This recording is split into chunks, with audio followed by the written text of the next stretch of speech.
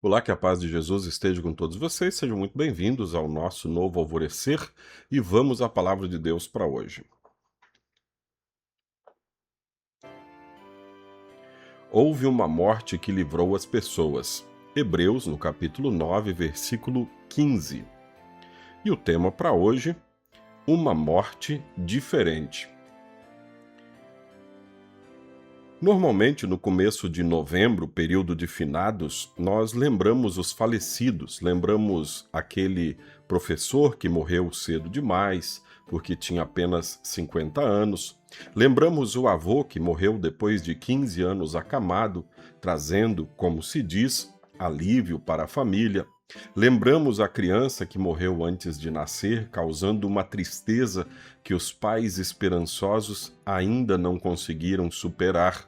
Lembramos a morte inesperada de um sobrinho, a morte estúpida de um primo, a morte ainda não explicada de um taxista na cidade e assim por diante, os casos se multiplicam. Mas parece que no fim das contas não existe diferença entre todos esses que já faleceram. Todos são finados por igual, porque não estão mais entre nós. Nesse período de finados, lembramos os falecidos, mas nem sempre falamos da morte. Nem sempre lembramos que essa ou aquela pessoa morreu, porque isso não tem maior significado ou não faz diferença. Parece que todas as mortes são iguais, mas existe uma morte que é diferente. Falamos muitas vezes dessa morte. Quem vai à igreja ouve falar dela praticamente todas as semanas. Está escrito na Bíblia que quando nós, os seres humanos, não tínhamos forças nem mesmo para olhar na direção do céu, alguém veio e morreu em lugar dos maus, que somos nós, como diz Romanos 5, versículo 6. Esse alguém é Jesus Cristo.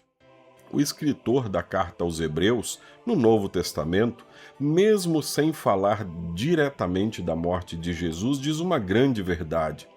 Houve uma morte que livrou as pessoas. Parece que, no final das contas, todas as mortes são iguais, mas não é verdade. Houve uma morte que foi diferente, trouxe perdão de pecados e vida na ressurreição. Essa é a morte de Jesus.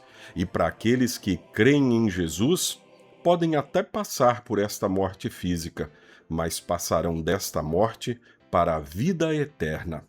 Oremos.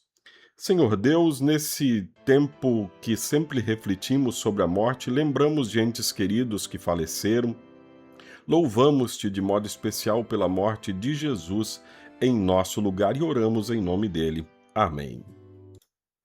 Assim termina nosso novo alvorecer, que seja sempre uma bênção na sua vida. Fique em paz, na paz de Cristo.